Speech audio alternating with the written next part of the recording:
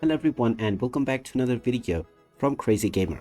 In this video, I'm going to show you how to log out from your account on the Hearthstone game on your PC. So let's get started right away. First of all, open up the battle.net application on your device and you will now be taken into the battle.net homepage. You will find all of the games from battle.net as well as games that you already own within the homepage.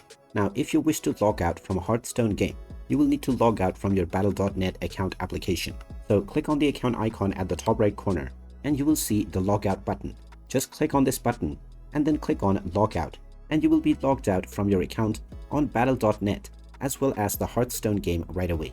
If you wish to switch your account, you can simply use the credentials of your other account or your associated social accounts to log in once again.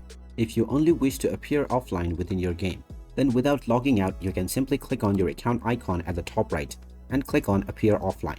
And there you have it. That is how easy it is to log out from your account on the Hearthstone game. If you find this video helpful, make sure you hit that like button and subscribe to our channel if you haven't done so already. Also ring that notification bell to never miss another update from us. Thank you for watching and I will see you again in the next video.